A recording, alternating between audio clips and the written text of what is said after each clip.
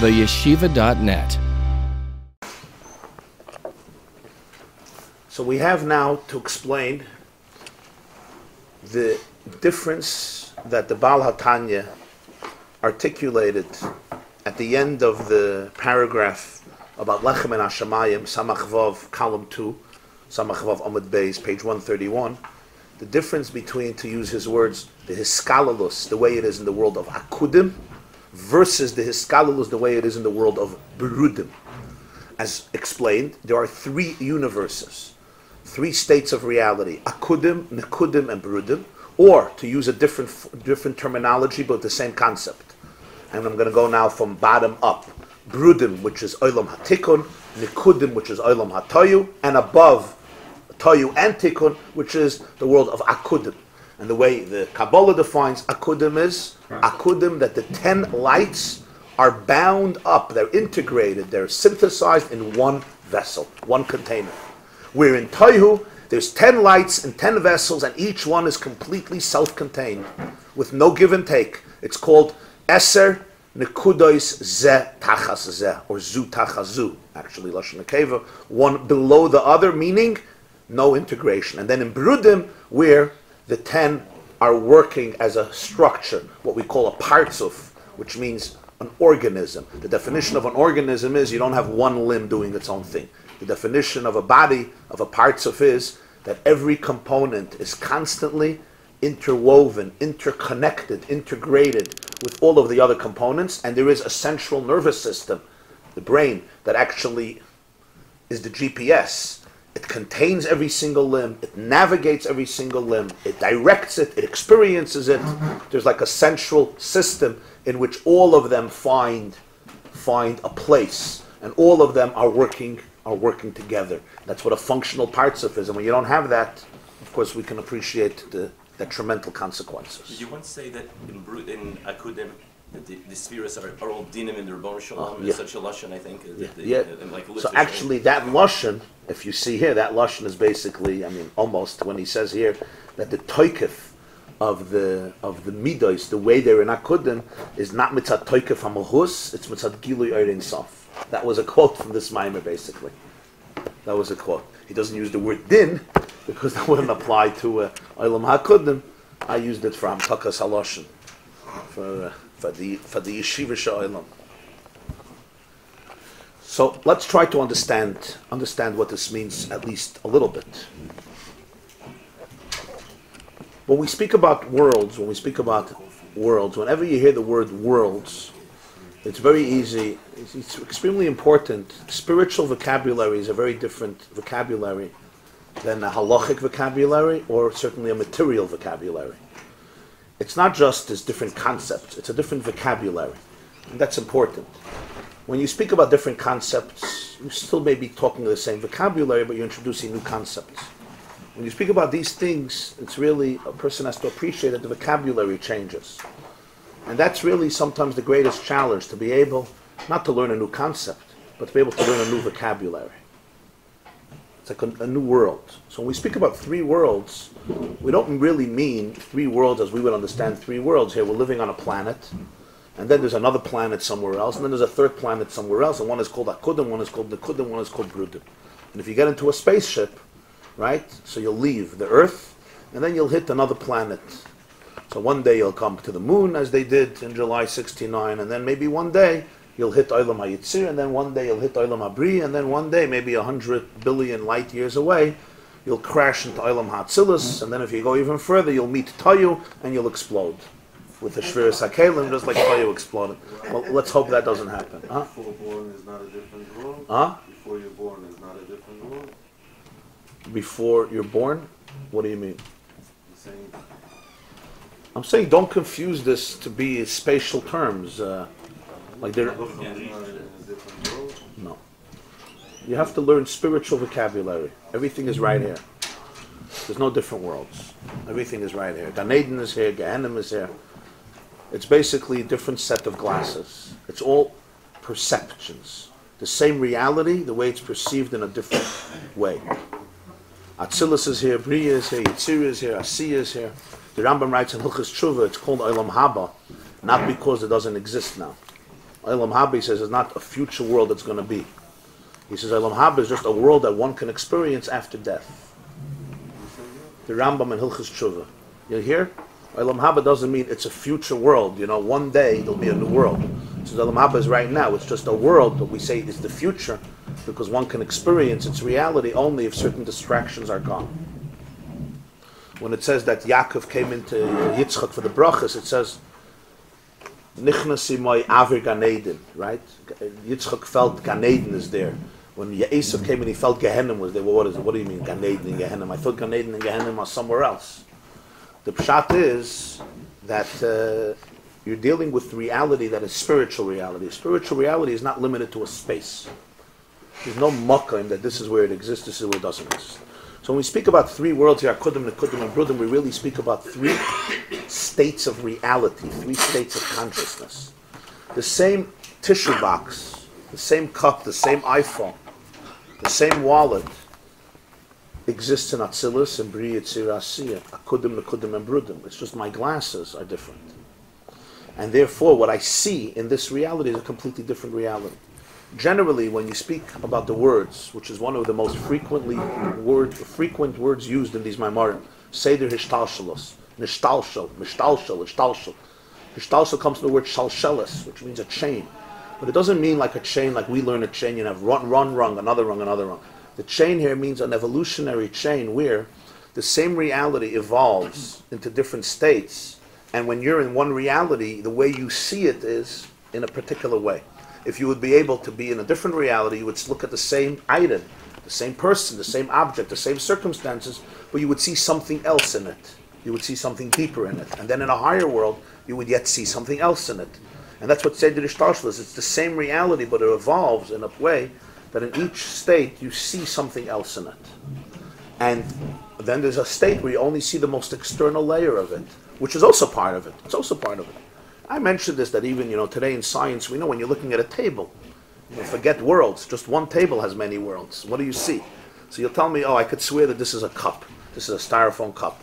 But anybody who even has a basic knowledge of science, the most very primitive knowledge, knows that that's a very primitive definition. Yes, it's a cup, I'm not lying, but if you just have some tools of perception, if you just have a microscope and you'll just delve a little bit in, you know that there is a very, very dynamic universe inside this cup, and even in a drop of water, you're dealing not with millions and not with billions, but many, many more atoms that are swerving around in extraordinary speed and with extraordinary structure, creating the ultimate chemistry of this particular item. And so that itself, on an atomic level, there's seeing the atomic and seeing the subatomic level and seeing the subatomic level, and subatomic and quantum levels. Which is true? Which is true? The answer is, depends on your glasses. Depends on your prescription. Depends what glasses you have. All I could see here is a cup. I could swear to you this is a diamond. The Arizal writes, brought in Tanya, there's no such a thing as a diamond, he says. Everything has a soul. Everything has a chiyus. No such a thing as a diamond. We call it diamond because we define it's diamond. If you'll talk to this cup, it's weit from diamond. It's not quiet. It's not silent. It's not lifeless. We define it lifeless because our observation defines reality. Reality is about observation. It's never about reality. You know that, right? Again? Reality is always about observation. Whenever I tell somebody, you're this, you're nothing, I don't know what you are. What I see is, I'm seeing this in you. That humility is one of the first prerequisites for real spiritual understanding. That distinction between reality and observation of reality. Which is why the Baal HaTanya will write in some places that Seder Hishtashlos doesn't really exist. It doesn't really exist. It's like, really? In hundreds of my money you tell me it exists, and then sometimes I'll say, it's not true, nothing exists.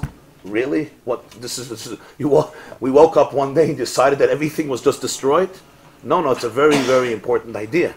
The definition of Ishtalshalis is basically perception, which is existence. That's what God wanted. He wanted to allow. But you have to understand that there's moments of truth when you can transcend perception and you say, all this reality is basically when you're limited in your perception, this is what you see. Now look at it from the divine perspective, and the whole thing is something else. The same is true when we speak about Akudim, Nekudim, and Brudim. And this is very important to understand because we're dealing with similar realities, with the same reality, but it's with three different states. One is a state of Toyu, one is a state of Tikkun, and one is a state that transcends them both. So what are these three states of reality? What are these three states of consciousness? What are these three worlds? Number one, you have 10 lights, but they're bound up in one vessel. Number two, you have 10 lights and 10 vessels, and they're completely distinct. Completely fragmented to the point that there's a head-on-head collision, and they smash against each other and they kill each other, literally. Vayimlach vayamas, vayimlach vayamas. First of all, the keli can't deal with the Ohr because the Ohr is too heavy and too infinite, and the keli smashes, it just crushes. It would be like you have a boss, and the boss is impossible. The boss wants you to work 24 hours a day, 7 days a week, 365 days a year, 3 o'clock in the morning, you're getting texts, and when you don't answer them within 10 minutes, he becomes obsessively wild. And will tell you you're not loyal. In other words, you Pashat can't live. The keli crashes. And if you take him seriously and you don't resign, you will crash at some point. Huh? Huh? If you could deal with it, deal with it. Sometimes resigning is a good way of dealing with it. I mean, I'm not suggesting that to anybody, but yeah, sometimes that's what you have to do in order to deal with it. Most people survive that way. Huh? Most people survive that way. Most people survive that way, okay. And then you have...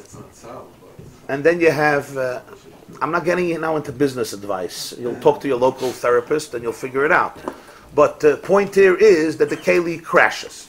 And then you have brudim, and in brudim there is diplomacy. There's 10 itis and there's 10 kelim, but you know what? Everybody is a little more chilled out. And they give breathing room for other people. And there's like, yeah, I'm very important, but you're also important. And, you know, we negotiate, we give, we take, we work together. So what's the difference between Toyu and Tikkun? He says in Toyu every mid is betoykef hamohus, and in Tikkun it's chalishus. There's bittul, and he extols it. This is not it's not something to mock, like he explained before that Toyu could look at Tikkun and mock Tikkun, but actually Tikkun appreciates the sophisticated idea that there's a truth that's larger than me and you. So it's not just that Tikkun is a nebachal, a shepsele, is a spineless weakling, and therefore he creates room. The room that Tikkun creates for others is because of the depth of Tikkun, not because of the superficiality of Tikkun. But he says it's very different than Akudim. In Akudim, they also all work together, to the point that they're in one keli. It's not even 10 kelim, it's not like Tikkun. And over there, they work together, but not because the midas are weak, and you don't feel them in their full strength. You only feel their manifestation. You don't feel them in their core. In other words, in Toyu, you feel them in their core. And whenever you're in touch with something's core, there's no room for negotiations. We all know in our life, when something affects you to your core, there's no politics anymore. There's no compromise. If it doesn't affect you to your core, you say, okay, I'll come in, I'll do it, I won't do it. If something affects you to your core, something affects you in a way that you feel your very life is being altered, here you'll become a wild, untamed bull. Even a very functional and nice person, because this is it's fight or flight. You're going to lose everything. Whenever you're dealing with something in its core, there's only room for extremism. Because in its core, you feel it with its full intensity. But in Tikkun, we don't feel things by their core already. We feel, we're in touch with it on some level. That's why in Toyu, there's no compromise. In Tikkun, there's a chalishus. The moichin already weakens. It weakens the intensity. The mid already doesn't take itself so seriously. It's not in touch with its own core. There's difference between primal emotions and non-primal emotions. He says, but in Akudim, it's not pshat that the midas are weak. So why? Why is there unity there? Why is there no hischalkus? And why isn't there a collision over there? And the answer is because the toikef is not toikef hamahus, the toikef is giluyed in sofshu shleimusa dekula, and that's why it's one kli. It's not that there's many kalim which basically weaken it, because kalim weaken oil. No, there's not many kalim. There's one kali, but there's giluyed in sof and toikef hashleimus. And that's what we want to address here. Be'ezer Hashem is one. That's why there's no shir. There's no shir, there's ultimate achdus, and yet there's an ultimate toikef in all of the midas. And yet the toikef doesn't create this breakdown that it was going to create in the next level of consciousness, which is nekuda. What is the idea that the Baal HaTanya is teaching us here?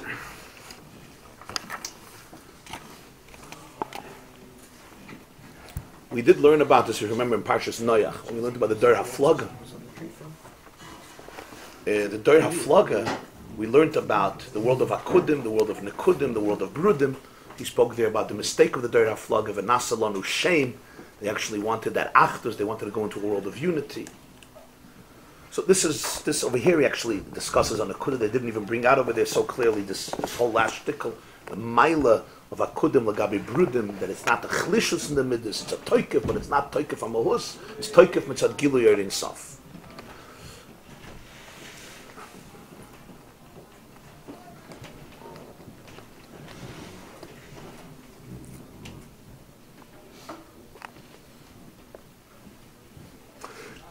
You'll see that he uses here a word that's not often used. Mitzad Gilu Yerin Sof Shehu Shleimusa de Kula. Shleimusa de Kula.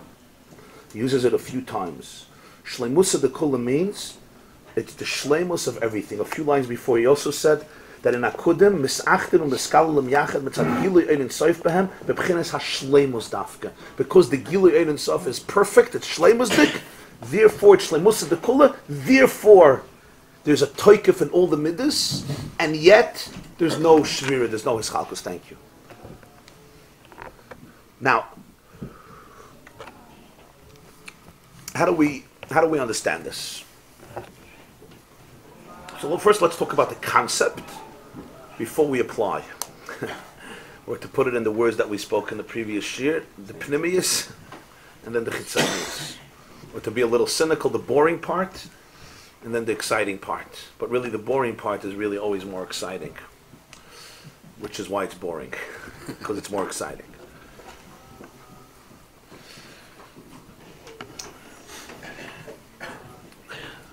We speak about diversity, chesed, gvura, teferes, netzach, chayd, yesod, malchus, which is the source of all diversity. The soul is made up of these 10 faculties, and that's why the soul is multifaceted and multidimensional. The whole world is made up of these 10 building blocks. The 10 building blocks of creation are the 10 spheres. The spiritual chemistry of the universe are the 10 spheres. The spiritual chemistry of the soul are the 10 koiches hanefesh. The spiritual chemistry of every world, physical and spiritual, are these 10 spheres, these 10 lights, these 10 divine characteristics, and that's the source of all diversity. And that's why Basarim Amaris Nivra Ha'olam, and that's why there's Aseres Hadibris, and that's why there's Eser Makis, as the Sfasemis often writes, that the 10 Makis allowed the world to convert from Asarim Amaris to Aseres Hadibris. So the number 10. Huh?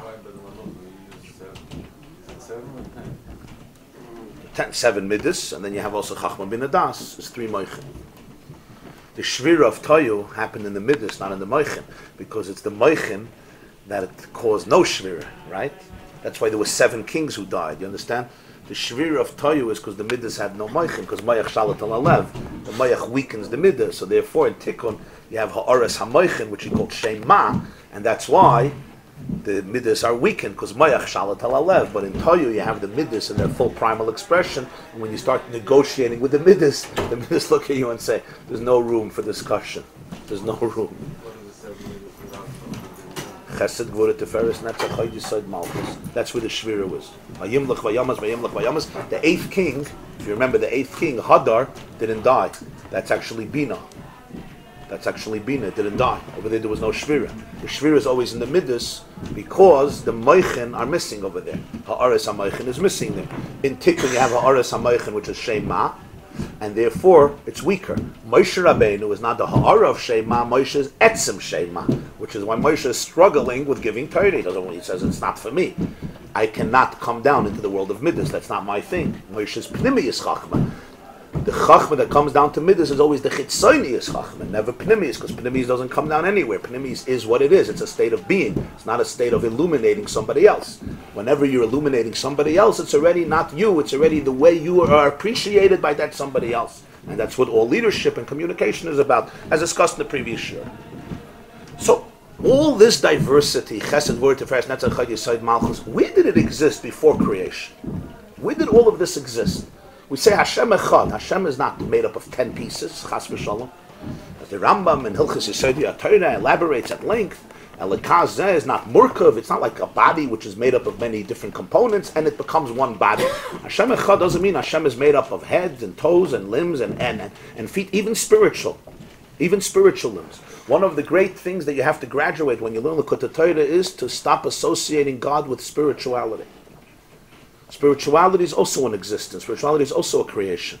When you say God is spiritual, from his perspective, it's as erroneous as saying God is physical. And it's a very important idea which has tremendous ramifications. That God is spiritual is as erroneous as God is physical. Spirituality is a form of existence, and in many ways it's even more dangerous to say God is spiritual than God is physical. Because God is physical is hard to believe. God is spiritual is easy to believe. But God is not spiritual. So therefore, even to say God, chesed, gvura, tiferes, love, emotions, or wisdom, these are all traps. These are all, what do I mean traps?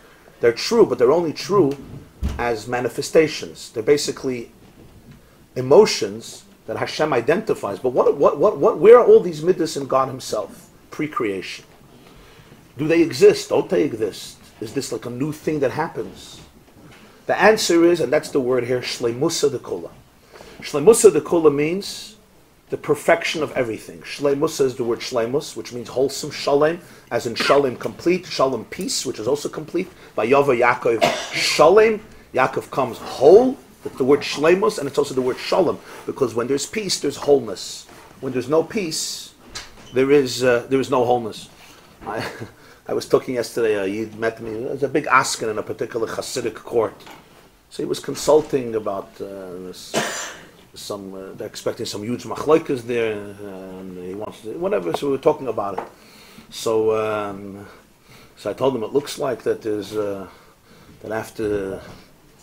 after the spiritual leader may move on, there's going to be yachatz there. There's going to be yachatz. He says, that would be fine. He says, yachatz, I don't mind if it's going to be matzah mel.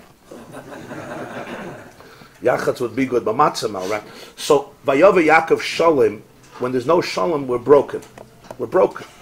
Shalom means that there's peace. When you say Hashem is shleimusa dekula, shleimusa dekula means there's complete peace, there's complete wholesomeness, because infinity includes every possible reality.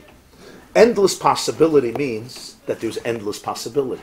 If you exclude any possibility from endless possibility, it's not endless possibility. So when you say you're in a state where there's endless possibility, it means there's endless possibilities. There's no possibility that's excluded.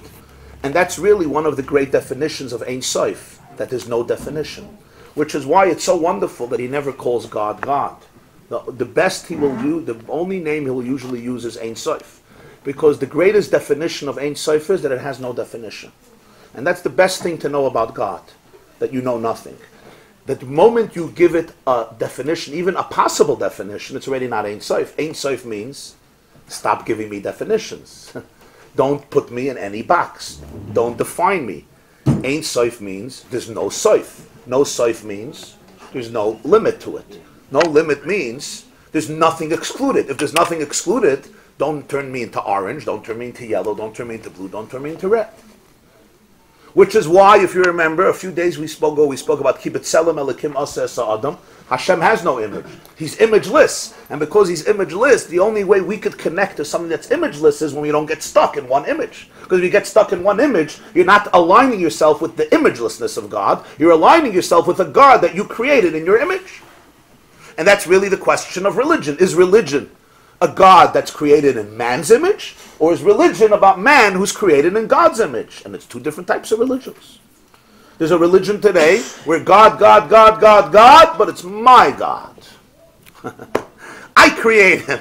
I create him in my image. My conception of what God is, that's the God I worship. In other words, I'm worshiping my narrow-mindedness. I'm not worshiping God. I'm worshiping my creation of God.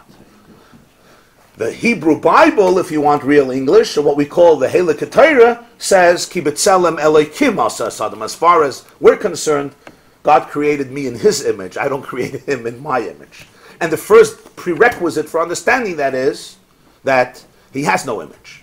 So Ein Sof really means endless possibility. And I use the word possibility because I'm not saying God is an endless reality, because what does it mean an endless reality? He's this and this and this and this. No. He's a Shlei Musa Dekula, which means every conceivable type of reality cannot be excluded from him. And yet I'm not going to define him by it, because that's again going to be compromising the Ein Sof. That's the significance of the word Shlei Musa Dekula. Shlei Musa Dekula means it's the sum total of everything, but it's not even the sum total of everything. It's that which also transcends the sum total of everything. It's the possibility of everything. Olam Haba is also a distraction in this sense. When we are in Olam Haba, we cannot define. No. Right? How can a finite mind understand infinity? How can a finite mind understand infinity? I don't know if a finite mind can understand infinity, but a finite mind can understand that it doesn't understand infinity. The concept of understanding. Which is pretty good. And especially, and the soul has an element of infinity in it. So there's a certain, when a person can open themselves up to that, there could be a certain experience of infinity, yeah? So the concept of understanding is finite. Of course, the very mechanism of trying to understand infinite is part of the finite experience. It's not just what I understand, it's the very fact that I'm trying to understand. Understanding is negotiating reality from a particular perspective. You heard what I just said? Understanding is negotiating reality from a certain perspective, which is fine, it's beautiful, but that's what it is, and it's always perspective. That's why Chachma is part of Ishtalshalos. It's a mechanism of defining reality. Is it a great mechanism? Yeah, it's the most brilliant mechanism we have, and it's something you have to cherish. It's called a mind, but remember, it's a mechanism of negotiating reality. It's called making sense out of things. No real reality. The only real reality is that there's an Ein Sof. You have to be subtle here. I didn't say there's no real reality. I said there is real reality, but all reality we talk about is basically our observation of it, and that makes it real. It's real in that sense. When is it real? A different question. The soul, you said, can't understand infinity? I would say the soul can't understand infinity, the soul can experience infinity.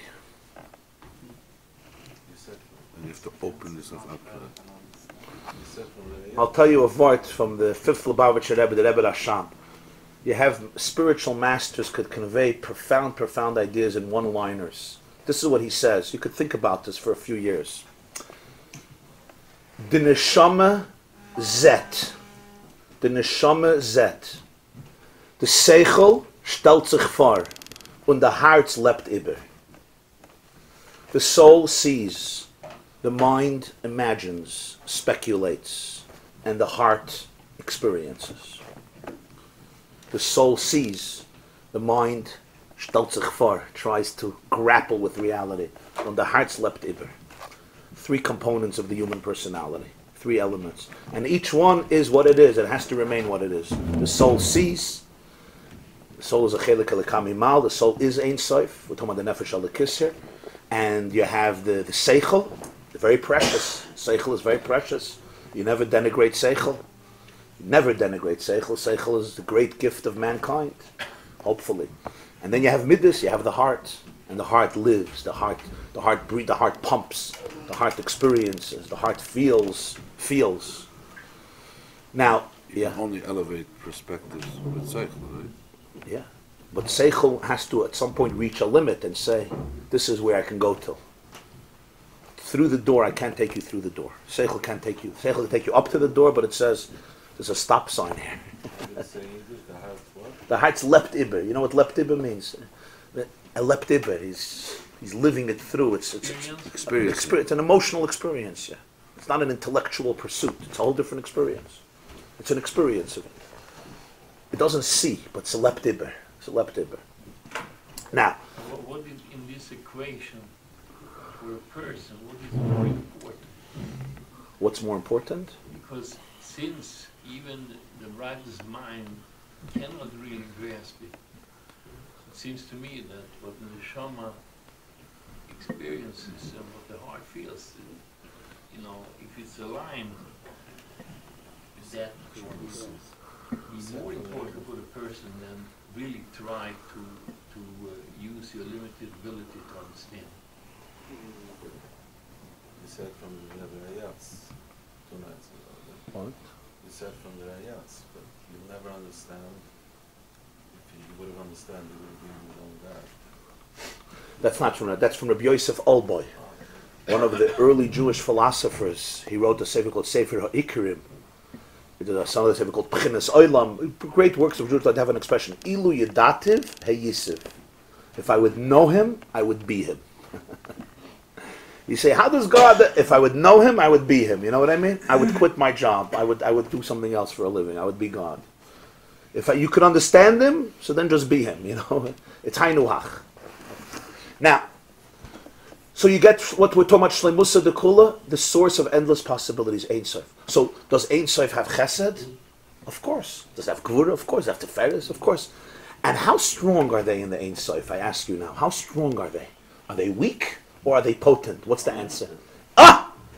So they're in the greatest, they're unlimited. In the Ein Sof, they're infinite. So it's much worse than Toyu. It's much worse than Toyu. Worse, much better.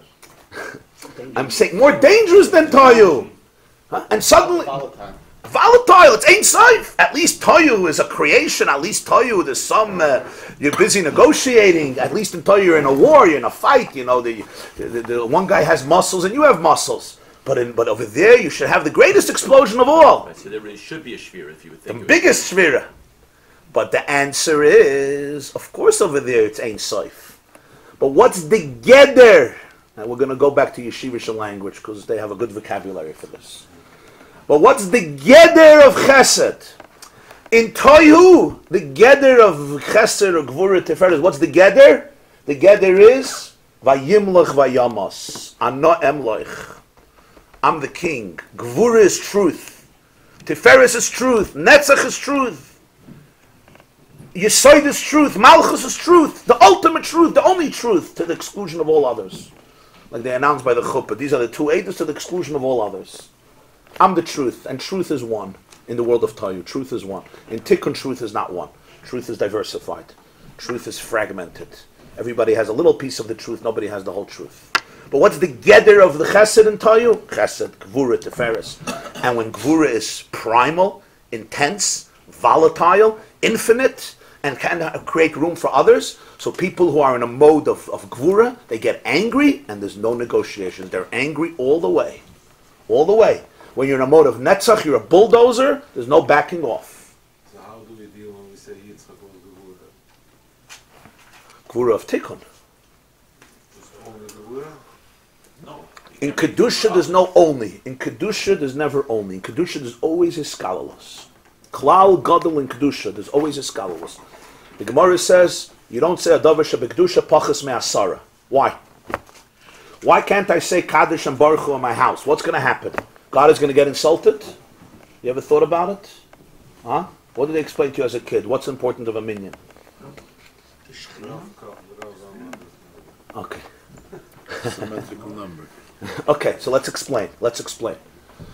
Davar Shebekdusha Pachas Me'asara is a very profound idea. It means if I don't have 10 people, I don't have a scholarless. I don't have different types. If I don't have different types, I can't capture an imageless God. You understand? So Baruch Hu es Hashem Amvarechu Yizgadol v'Yizkada Shmei Rabba could only be said asar because every minyan is a microcosm of the 10 spheres coming together. When you have 10 people, you have 10 universes. Always. And when they come together and they agree to say Yizgadol v'Yizkada Shmei Rabba, it's like God is like, wow. The Jews agreed on one thing. It says Yaakov Avinu woke up from his dream and he says, Ein Zekim Beis Elokim. How did he know? It's at a place where even the rocks get into a fight with each other. Has to be a shul. Only in a shul can the stones of the wall fight with each other. Other places the stones get along, right? So finally the Jew, okay, that's more humorous, but the Teichen Advarim is a Davar Shebekdusha only comes with a scholarless. That's the Chmail of Tikkun, which Torah doesn't have. But now we're going back to Shleimusa de Kula, to Ein Sof. Over there you should have the biggest shvir in the world. Everything is endless. The answer is that in Akudim, again I quote the words here because there's no better way of saying it. The Midas, the Toikov of the Midas is not Toikov HaMohus. It's Toikov Mitzad Gilui Ohr Sof. The Geder of Gevura in Ein Sof is not Gevura. The Geder of Gevura is, it's a din in the Ein Sof. So let's understand. In Toyu, the Ein Sof is a din in Gevura. In Akudim, the Gevura is a din in the Ein Sof. So the 10 spheres. These are 10 dinim in the inside. There could have been Ataza. an infinite. They could be infinite. There are infinite. So Kadosh Baruch Hu chose these. Yeah, he chose 10. And as the Alter Rebbe writes somewhere, V'lama asara elu anachnu lo yoidim. That's the word. That's Pshat Tzadin in the Ein Sof.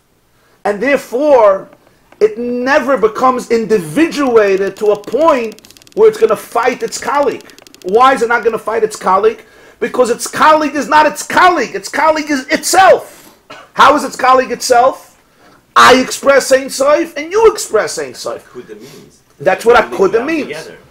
That's what makes us bound together. If they're bound together, why are you saying it's 10? Don't call it 10. Say there's no 10. I have no problem. You're telling me it's 10, and then you say it's bound together in one klei. What, you making a joke? So the Shvira happened after because it was Tzimtzum. Yeah. So in the world of Akudim, what's nirgish, the consciousness of every midah is that what? It's a heichitimtza of the expression of Ein Sof. It's one of the endless possibilities. And therefore, it never assumes an independent definition. And because it never assumes an independent definition, it never grows into a conflict with that which has an opposite definition. Because just like you express the Ein Sof, I also express the Ein Sof. But it's not only I express it, that is my very definition. And because that is my very definition, I have no identity outside of a possibility of the infinite. If I'm a possibility of the infinite, then you and I are completely different, and yet we're completely one.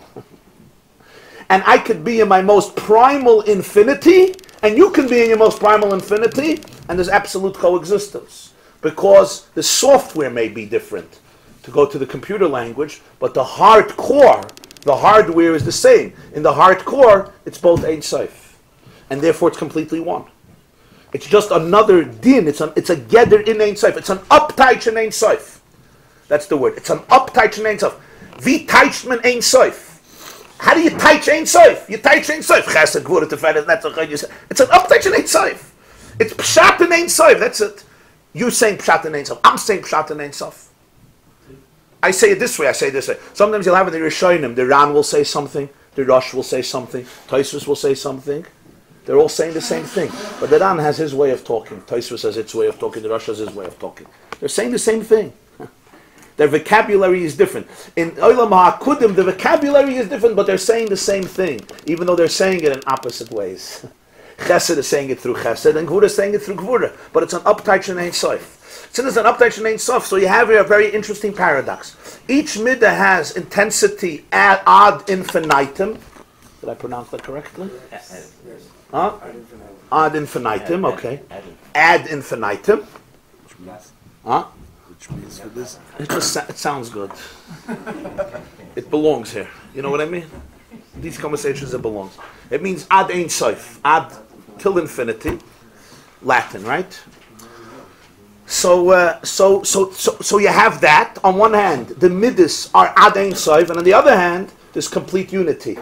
Not only there's unity, we say it's channeled through one vessel. In other words, in the expression, you're not going to have 10 expressions, even though you have 10 lights. There's no differentiation. Why is there no differentiation? If there's no differentiation, don't say it's Olam HaKudim. Just say there's no 10. Say there's one. Just like in God Himself. And we'll soon see, we'll soon see there's something deeper than Akudim. Because in Akudim, you're already talking about 10. You're not talking about 1.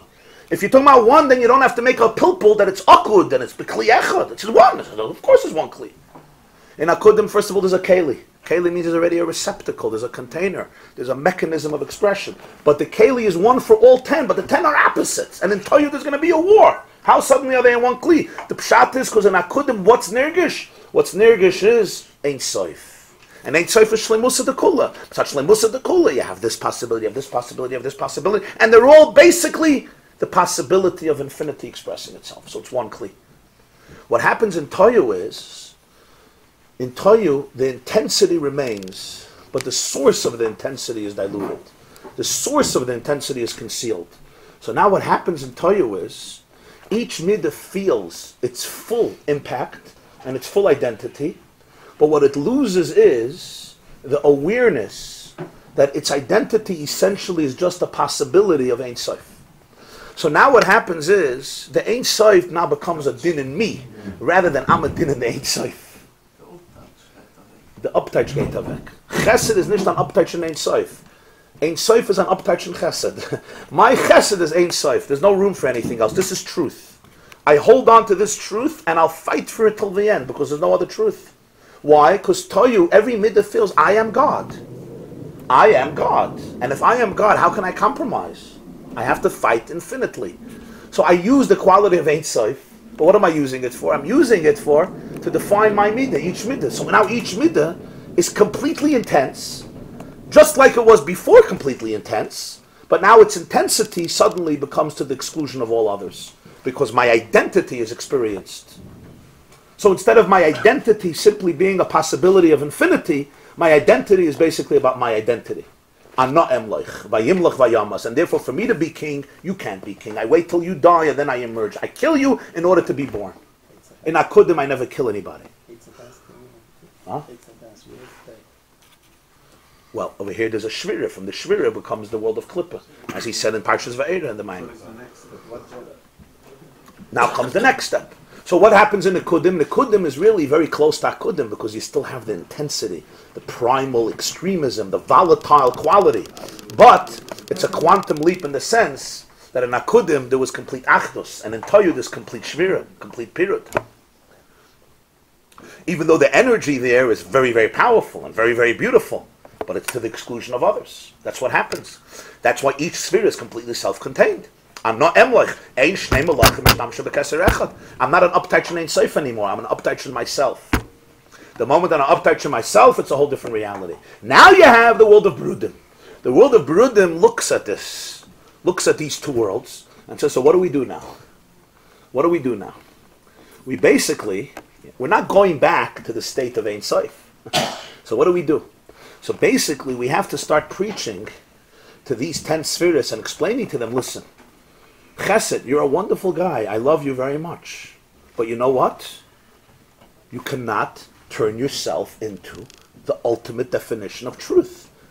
You could see yourself as a fragment of truth, as a speck of truth, as a gray of truth, as a glimmer of truth. Because you're missing information. Because Right. you're not seeing the... You're missing information.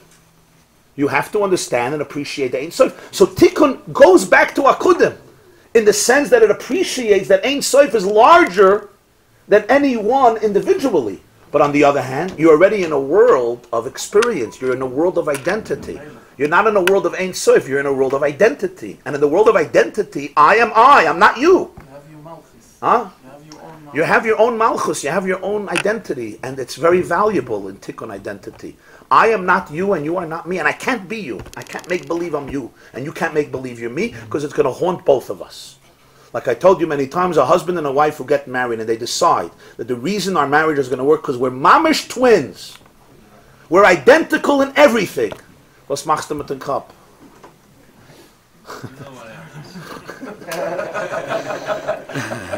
And it works for around 6.5 hours. Or if you're lucky, 6.5 weeks or 6.5 months, as long as the honeymoon. As long as you don't get into a fight on the honeymoon. But who's to say? There's no such a thing. So you'll turn to your wife and you'll say, in Akudim we were the same. So she'll tell you, so go get married to Akudim. Go get married to Akudim, you know. Go get married to the Gemara, that's fine. You want to get married to Akudim. Post-honeymoon, the Ein Sof disappears. Yeah. Yeah. Once you're living in a world of identity, what's the best you can do? Here you have to have moichin. You have to have moichin that mixes in, and basically it's like a fan. It's like a fan to cool down the untamed ox, and says there's room for your identity, and you have to cherish it. But you also have to understand that it's an organism, and you have to create a we. Out of I, you have to create a we. And you have to create a 1 plus 1. But in Toyu, 1 plus 1 equals 2. And in Tikkun, 1 plus 1 somehow can equal more than 2, right? A greater than 2. By revealing that there's something that connects them. That there is an Ein Sof here. And therefore, I give to you, and you give to me, without compromising the integrity of any of us. I think what there is here is a humility. We spoke of it. Yes, bittul. But the humility is that since we can't appreciate Ein Sof, once upon a time there was a vision, not in time, but there is a certain vision of Ein Sof which allows us to exist as independent realities. But we're humble enough to say, since we don't have that vision, we know it's there, but we'll function. Yeah. But the question is, Now let's understand. In Brudim there was a break. What happened? What happened between Akudim and Akudim? Why couldn't it stay like this? Meaning, what was the break that the... Because Hashem wanted that Ein Sof should morph into identity. Our world is a world of identity, compartmentalization. I am I, you are you, there's a tree, there's a dog, there's an elephant, and there's a galaxy. That's Tachtoinim. To be able to create a dira b'tachtoinim, tachtoinim means a world that's not Ein Sof. A world that is basically defined by gvul, by finiteness. And the definition of finiteness is, I am I, and I end right here, and you begin right here. And I cannot invade your space, and you can't invade my space. Huh? God doesn't stay anything. Yeah, I mean, God is everything. I mean, God is in this whole process. It's just different ways in which He allows His reality to be manifested and experienced. So now, finally, what allows, however, a marriage to function once you emerge into separate people? Once you create separate identities, you have to have a memory of Ein Sof. Because you don't have a memory of Ein Sof, then you have the other extreme. And that is, let me just live a single life. That's why the women have a memory of Ein Sof. Always. Very good. Their memory is Ein Sof, yes. Their memory is Ein Sof. Huh? When you're in La La Land, you're always good. Whenever you're in La La Land, you're always good to go. Just make sure you don't land. Make sure that the air balloon doesn't land. As long as you're flying in an air balloon, what you call akudim gesundheit, just keep it up there, you know. Stay up there. Fine. Spaghetti. Sometimes you look up and you say, just don't land. Just don't land, because you're going to crash. You're going to crash. The question is, once we discover identity, can we still coexist peacefully? And can we really create from an I or we? The answer is one thing. If there's a memory of Ein Sof. That's really the mystical basis of what we call the date night. I'm willing to go and say, all right, we're leaving at the time, we're going on the date night to bring back the so to speak, yes. Recapture the magic. Yeah. To recapture that magic. Now, can we recapture the magic in the daily grind of life? The answer is, Brudim, Tikkun, has a ha'ara of Ein Sof that Toyu doesn't have. What's pshat a ha'ara? Ha'ara doesn't mean an experience. You're not going back. The ha'ara means a glimmer, a ray, a reflection, a memory. Something that tells you and your spouse, we're so different, and yet we're so one. We can create something together because there is a larger story that we can create out of our diversity. Not by compromising our diversity, but by actually upholding our diversity, but it would be like pieces of the jigsaw puzzle.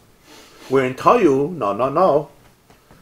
Toyu, so you have a funny thing. Toyu really is more loyal to Akudim in its expression, but it's really a betrayal of Akudim in its message. That's why it's unstable state. Yes. Berudim is much less loyal to Akudim in its expression, and yet in its core, in its message, it's much more loyal to Akudim.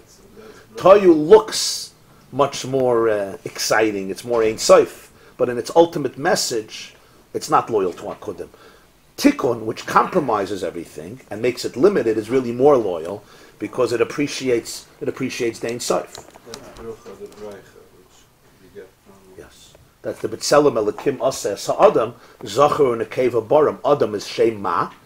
Adam versus Behema. Behema is Toyu and Adam is Tikkun. The uniqueness of Adam is the concept of long-term marriages, right? The Ramban says in Bereshis, why were Adam and Chava created as Adam, one person, and then split into two? All animals, you had a male horse, female horse, a bull, and a female cow. Hashem didn't make one cow and then split it into two. Why by a person did He make this whole thing? So the Ramban says something very interesting, and that is because there would never be able to be marriage. Because if He created two people, so you would always know that it's two people. For marriage to happen, He creates one person, and then He splits them into two. So there's a deep consciousness that we're really one. What does it mean, Al Pi Ruchnius? Al Pi Ruchnius, it means that the uniqueness of Adam versus Behema is that Behema really, he's on his own. So even though they get married, but it's basically a product of procreation, of reproductivity. Even over there you need Achdus to create a new generation. Because children are always a link to Ein Sof. Where is Ein Sof manifested in our life? The fact that when we die, there's something that remains after us, which is the miracle of existence. We are here today, but in many ways, Avram is still alive, and Sarah is still alive, and Adam is still alive, Chava, because we're here, look at us. Human mortality is achieved through children. I mean, human immortality. Okay, so Woody Allen once says, I don't want to achieve immortality through children or through my legacy, I want to achieve immortality by not dying. Fine. But we know that that's a wonderful idea. That's a wonderful idea. They say that there was once a priest and a minister and a rabbi discussing in Starbucks what they would like to hear at their funerals. So the priest says, I would like to somebody to say how loyal I was to God, and the minister says, I would like somebody to say what a good friend I was as a clergyman. And the rabbi says, I would like somebody to say, I think he's moving. So we love to achieve immortality just through staying alive. However, immortality is experienced through children, through the nitzchias, binyan adei ad, forever. For have children, you have to have a male and a female. Al pi teva, right? Maybe the Supreme Court will change it, but al pi teva, you still need to have a male and a female coming together to reproduce. Why is that? Because children are a link to the Ein Sof. And a link to the Ein Sof only happens when opposites merge. Brudim. That's the memory of the Ein Sof. So the eternity of Brudim can only happen, the B'Tselem, even in the animal world. Even in the botanic world. Plants, it's one of the fascinating ideas of Chassidus, even plants cannot reproduce if there's no male and female coming together. Why is God so obsessed with boys and girls coming together? The Orthodox hate it, but God apparently loves something about it. There's something very special about it, right? Right? I told some teacher of Chasana Mankal that you also have to tell people that God made this whole system. It's not a dirty system that was created by the Satan. There's a terrible misconception now. People are educated about intimacy, that this is like a product of the devil himself, the worst thing that ever happened to humanity. The Ramban says it's Kodesh HaKadoshim. People have bechira, you can distort things, you can turn things into dirty experiences. We have to understand these are designs of God, these are holy designs. And it's very, very unhealthy when you make Chasanim and Kalas feel guilty about being human and being Jewish and doing wonderful things like loving each other and being connected to each other. Okay, but that's a separate parsha, even though the Chassidim are getting excited. So therefore, but we have to understand one nekuda, and that is this. Why is the male and female synthesis so powerful?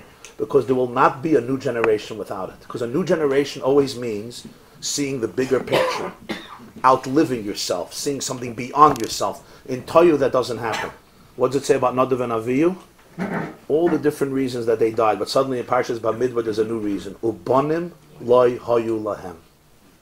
One reason is they got drunk, they went in Eish Zara. Ubanim loy hayu Mortality b'fnei Rabban. Ubanim loy hayu lahem. Nadav and Avihu were very high souls, extremely high souls. The Ohr Chaim says in Achrei Yemos they died because they wanted to kiss God. They wanted to kiss God. They said, we don't need all these ma'asalach. We're not interested in tikkun, pshadas, compromises. We're going to the honeymoon. We want everything. We want the primal experience. They wanted to kiss God. And one kiss of God is basically a taste of infinity. But a taste of infinity basically causes you expire. The voltage, the electricity is too intense for your body. So you basically melt away in that space. It's a beautiful place to be, but there won't be any children. There won't be any children because that's pshat, they got drunk. They didn't get drunk, stam alcoholics. Means they got drunk on ruchnius. They got drunk on godliness. They got drunk, They got drunk on Ein Sof. Close. They got very, very close. It's called a sin, but afmir gezok, that sin. In other words, there are sins that are ugly and there are sins that are beautiful. Nadav and Avihu's sin was a nice sin. It was a holy sin. It's still a sin. So we process the Ein Sof always through Zachar and Akeva, Tselem Elokim, synthesis. Because that is what allows us to remember something beyond us, and that's what it allows us to tap into eternity within a structured world, within a world of Technically, fragmentation. husband and wife that are exactly alike miss out on this whole process. So you would suggest divorce? You ever met such a husband and wife? I'm just wondering. I once met a couple that came to me. They had perfect shalom bayis, but they had everything different. They were mamash as opposite as you can get. And I was wondering, what's the glue here? What's the glue? And I realized they had one glue. They were both stingy ad ein sof. And in their stinginess, they loved each other. They both fought over the last penny, and they would go crazy if a nickel was spent. And that's what they would talk about. This was romance for them. How to be stingy. And it was so interesting, but they found that which somehow connected them to Ein Sof. The fact that we're one, it's quite a pathetic form of Ein Sof, but it worked. It was fascinating to me. That's the core of Ein Sof. Even stinginess. We're up to Samach Vav, the second column.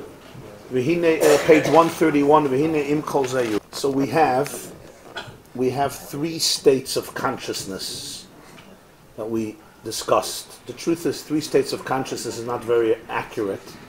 I'm just using that term because I don't find a better term, because really some of them can't really be defined as consciousness. Consciousness is already quite a dramatic definition. But three states of reality, three states of consciousness, three states of perception. Defined here as akudim, nekudim, and brudim, or as akudim and toyu and tikkun. And the great distinction was, in the first and highest state, what do we mean by highest? When we say highest, again, we don't mean highest as in one is on the third story of the building, and one is the second story, and one is the first story.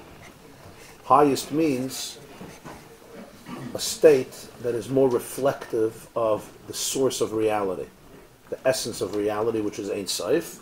And then lower means a state where it evolves into a situation where there's more distance, in the sense that the original quality is not as recognizable, and there's somewhat of a distortion. The question is how dramatic the distortion is. That is always what we mean when we say higher and lower in these discussions. Never higher as in space, higher and lower in space. The Rambam says this in Hilchos Yesodei HaTorah. Doesn't that a judgment? Huh? Doesn't that a judgment? No. Because that's important. Yeah, no, not a judgment at all. It's not a judgment at all. It's a description to understand, where things originate in and where attitudes originate in. Well, even though it's not a judgment, though, we're still striving to be in a higher state. I mean, we're not being critical of being in a lower state, but we're still striving to be close. We want to be close to the Ein Sof. We have to do something with a higher state, right? Yeah, no, it's the awareness. The awareness is very valuable. What is the Kidam associated to us? I mean, I understand the higher from Kidam. Well, the whole point is that Toyu is the stuff of the physical world. And that was his whole point, that Gashmis comes actually from Toyu. But we're in Tikkun right now. There's an aspect of tikkun there. The soul is essentially a soul of tikkun, but the interaction with the physical world is an interaction with the world of Toyu, and that's what we're interacting with. Maybe you say higher, it's like it's deeper. Yeah, higher, deeper. Well, what do you mean by the word deeper? Yeah, that's what we mean by higher. We don't mean higher there. Right, 100%, yeah.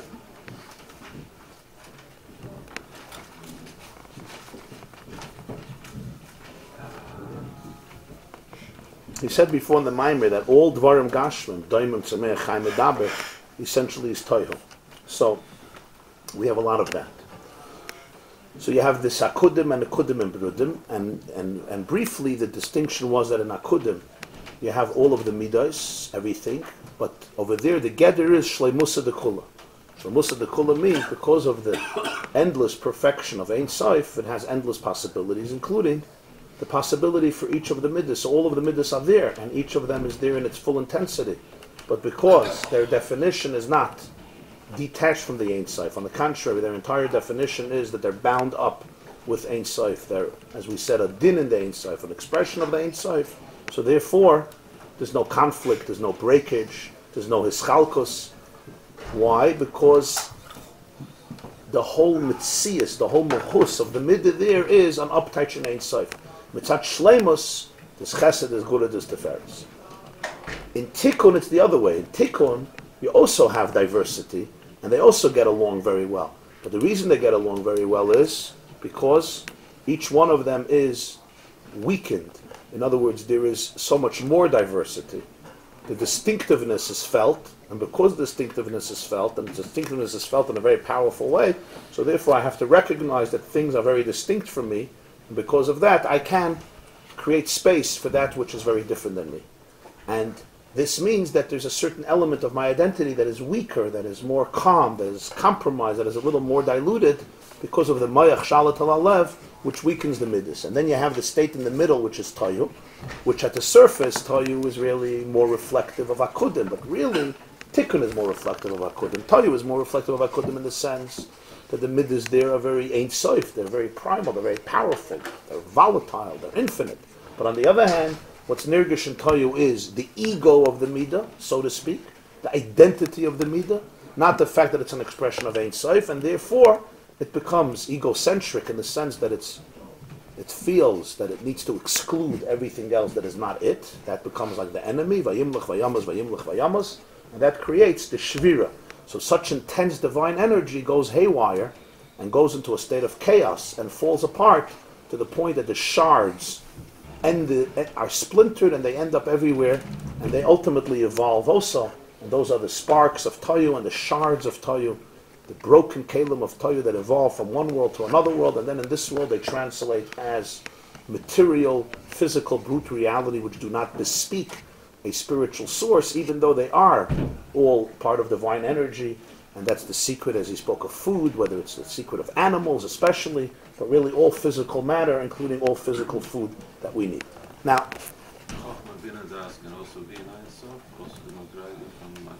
Shleimusa de Kula means, Shleimusa de Kula, Ein Sof Shleimusa de Kula means, it's the source of perfection, and therefore it has endless possibility.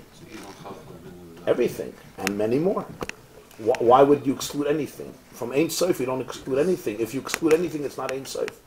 Ein Sof means it has no limit. In other words, there's no concept that is not part of it. If there is a concept that's not part of it, it means it has a Sof. Just like physically, yeah? I live in this chair. I'm sitting in this chair.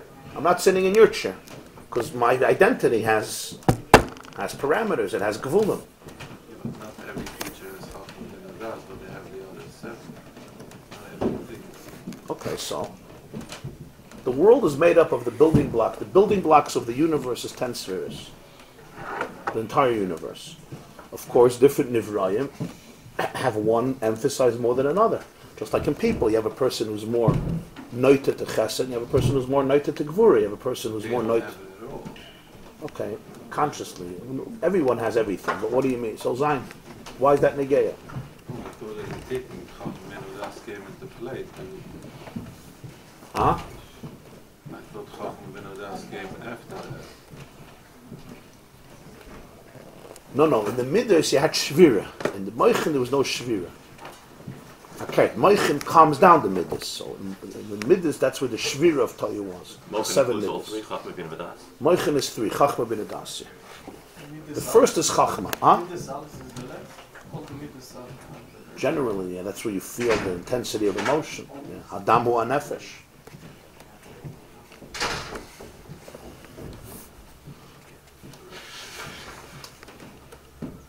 Now, yesterday, we defined it in terms of relationships, which it always works, but we defined it more in personal relationships. For example, in a marriage, you'll have a marriage that is based on the conception that everybody is one, everyone is identical, there's no distinctions. The problem is, when the distinctions emerge, how do you deal with them? How do you deal with the separateness? How do you deal with it? Can you contain that within yourself? Do you have space? And that's the difference of Toyu and Tikkun. That in Toyu, everything is so extreme and powerful that I'm the king, and for me to be the king, you can't be the king, because Ein Shnei Melachim Mishtamshim B'Keser Echad. Where in Tikkun, the model is that there's some memory of Ein Sof, some hergish of Ein Sof, and therefore there is coexistence. What looks like compromise is not coming from weakness, but it's actually coming from a depth, from a certain awareness of Ein Sof. But you can't compare it to Akudim. Because in Akudim, the midas are not diluted in any single way. On the contrary, they're in their most perfect fashion. Why? Because they're aligned with the source of all infinity. So over there, they're actually more perfect than in Tikkun. They're even more perfect than in Toyu. And therefore, you would express over there the greatest competition. Because over there, each one is completely Ein Sof. But precisely because of that, there's also no conflict. Because each one essentially loses that sense of individuality that creates conflict. It sees in the other itself, not because the other is itself, but because what's nirgish, what's felt in each of them is, as I said, that it's an uptaich Ein Sof. It's a hechitimtza Ein Sof. It's just another way that the shleimusa, the kula, is manifested. It's just another form of the endless possibilities.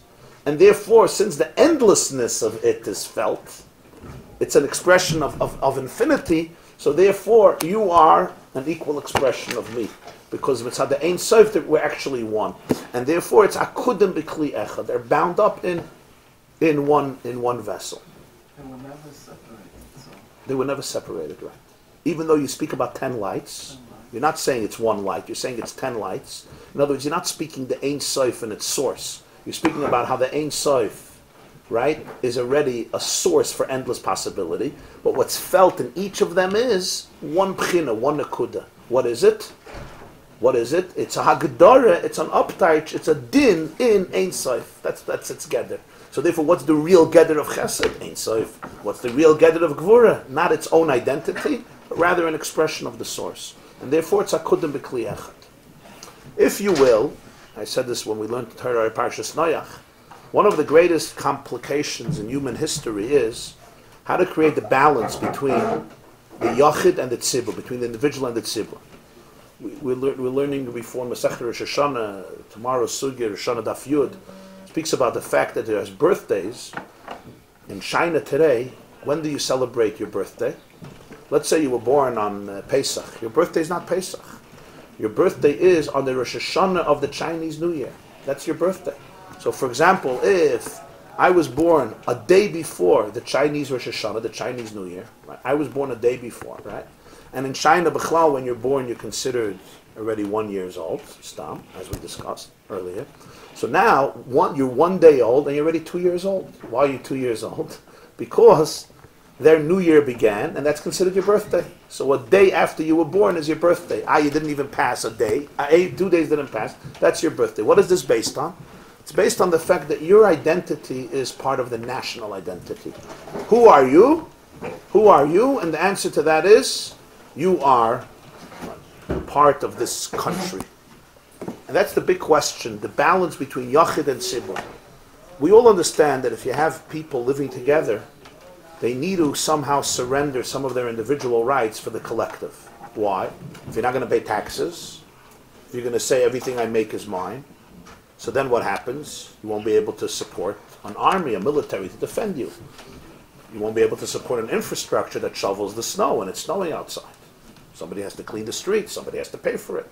So these are the rights we, so to speak, surrender for the benefits of having the things that our garbage is collected. Everybody understands that there's certain elements that the Yachid gives up, whether it's money or time, in order to contribute to himself as part of the tzibur, so he should be able to be protected and get the services that he needs. But how much do you cede your own? That's the big question in politics for thousands of years. What's the best regime? What's the best system? Today you don't have so many people arguing about it very often, although it's quite heated in different areas. But in the last century, after the First World War, and during that time, this became one of the hottest conversations, especially among millions of Jews who identified with socialism and communism, because it was very promising. What was so promising was the idea that there's no ownership. Everybody is really one. The kibbutz movement in early Israel was based on this idea. We all work for the same cause. You harvest the potatoes, and I work in the kitchen. You plant the cauliflower, and I build the tents and the huts. But essentially, the car is owned by all of us, and the wedding gown is owned by all of us. And whenever somebody gets married, we give them the wedding gown, and the food is owned by all of us. If somebody has 6 kids, they need more bread, and if somebody has 1 child, they need less bread. This was the idea of socialism, and Karl Marx believed that it's going to create peace in the world, because all conflict comes from the jealousy and the hatred and the anger that comes from those who have, in contrast to those who have not. And if there could be economic equality, where you don't own anything and I don't own anything, we both contribute what we contribute to society, society owns everything, and society allocates based on needs. So then you and I are completely equal, and the workman triumphs in the long battle of history. There's no king and there's no layman. Everybody is equal. This spoke to very idealistic parts of people, especially Jews, who are all looking for one Messiah or another. They're all looking for a new world. And this idea was very, very compelling, extremely compelling. It's so compelling that millions of Jews became enraptured by its vision. And many of them were leaders of the Bolshevik Revolution, Most famous, of course, was Leon Trotsky, whose real name was Leib Bronstein. And even Lenin, I believe, wasn't Jewish, but he came from a Jewish family. And he was, of course, the architect of the Bolshevik Revolution and the 70-year hell that it would create in the Soviet Union, and the 50 million deaths that Joseph Stalin would cause over the 30 years of his horrific reign from 1924 till Purim, till March 1953. So Churchill once said that the difference between socialism and capitalism is, he said, capitalism, he said, is terrible because it's the unequal distribution of prosperity, of money. He said socialism is the equal distribution of misery. So misery is distributed equally to everybody. Of course, not to everybody, because we know that some are more equal than others. But that was a very interesting attempt. I say interesting, very fascinating attempt. It came crashing down after 70 years because of the levels of decadence. On paper, it's very idealistic. In practicality, it was a hell on earth what they did over there. One of the worst experiments in history in terms of the criminal activity, the bloodshed and the violence, etc. Now, that doesn't mean that the system itself is bad. Sometimes the leaders are corrupt. That's what happened. As an animal farm, some people are more equal than others. But here's a bigger question. Is the system essentially correct or not? Is it an Einyan? Let's say we have innocent leaders who will not manipulate the situation, right? The kibbutz movement, a lot of leaders of the kibbutz movement were very and remained idealistic people. Not everybody, but some of them were very, what's called, they had Neki Chapayim, very clean hands. Miyala Bahar Hashem, Kaddish Luz, Balach Shayim said that you can verlassen auf sei. Yeah, some of them were very Neki Kapayim, they're very, very innocent, very honest in terms of money, in terms of manipulating assets, etc. When you say Nikki, No, I'm saying some of the kibbutz leaders in Israel. They were very, very idealistic, and they really meant it. I'm not talking the experiment in the Soviet Union. One between Stalin and Lenin. I mean, these guys were just bloodthirsty murderers of. Probably Stalin killed the most people that anybody ever killed in history. He killed more people than Hitler killed. Between 30 and 50 million people, imagine a man that murders 50 million people in his tenure. I mean, what? Huh? No. Lots of Jews too, everybody. Between his gulag, huh? I heard that the Americans killing the Indians. I don't know. Not even close. I'm not being machsha what they did, I'm just saying it's not close. So from glasses, if you wear glasses of Ein Sof, this is exactly what it should be. Everybody's equal. So that's what I want to say here. That's what I want to say. What I want to show you is that the three worlds, Akudim, Nekudim, and Berudim, really, if I could apply it, they really reflect three sciences of politics, three perspectives. The world of Akudim is a very tempting world for the depth of the human soul, which seeks to forfeit individuality and melt away in equality and oneness. It's like that feeling of young people, 3 o'clock in the morning, sitting with each other and everybody with a guitar, right? Singing the music. There's no boundaries, there's no barriers, there's no hierarchy, there's no responsibility. We're not worried about the future and we're not thinking about the past. We're just completely melting away in the moment. There's something very compelling in the human spirit, and the reason it's so compelling is because it touches a chord that is very, very deep. And what is that chord? If you trace it all the way up, it's the chord where really there's no distinctions. And even though there are distinctions, from that perspective there's really no distinctions, because all the distinctions are just another manifestation of oneness. Would you say a single person could also be in that stage? Sometimes, yes, like that sense of cosmic oneness where there's absolutely no distinction. And in many ways, I would argue that if you really want to say this, I mean, it's a little daring, everything has a shirish in Kedusha. It could be that the shirish of socialism in Kedusha is Olam HaKudim. Not that Lenin knew about Olam HaKudim, or cared for Olam HaKudim, or even cared for God. The base of the Bolshevik Revolution was, of course, that God is non-existent at all. And economics is ultimately the only driving force. People don't have a soul. All people think about is real estate and money. Maybe he was right about that. But, of course, Judaism believes that humans also have personality. There's individuality beyond real estate. There's individuality beyond money, which was one of the great mistakes. And that is, you create economic equality, right? What about... motivation? Huh? Take away all motivation. The problem is motivation. Because what's there to motivate me is the mission. Gemara says, Adam roitze b'kav shaloi, yosim etisha kavam shel chaveira. And is that true to the human spirit? How deep is that? Adam roitze b'kav shaloi. I want to create something. I want to create something. Even if it's completely innocent, even if it's not manipulated. But does it undermine, is individuality a real thing? So from akudim, you come into the world of nikudim. In nikudim, individuality is not only real, it reigns supreme. It reigns supreme to the point that if you don't recognize and surrender to my individuality, you don't even exist. This is capitalism in its extreme. Capitalism in its extreme is, what is mine is completely mine. Now this is a great motivator, because what you create, you own, nobody else owns. I am for myself. I am for myself. Now in Zdoim, you have it in an extreme. Shali, shali, and shalach, shalach. And sometimes what is shalach is also shali, you know. It's also shali. That's the opposite.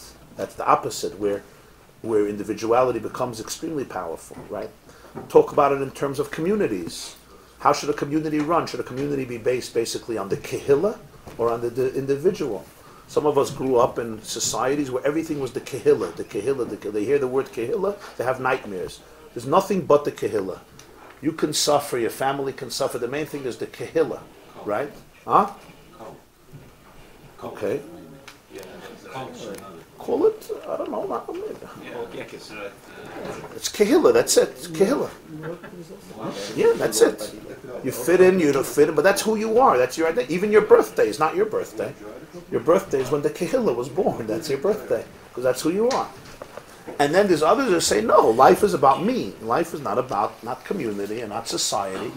And it's not my parents and not my school and not my teachers. And the same question is about religion. Right? I am I. I am I. Yeah. Hillel says, huh? When you take either capitalism or social to extreme, then you have Olam HaTov, which Right. he's going to explain, it's my way or the highway. Right. Right. Because it's always one is not a part of it. Right. The Yeah. leader and Yeah. So Toya was like extreme capitalism, you know? And extreme individuality. There's nothing but I. I to the exclusion of all else and everything else.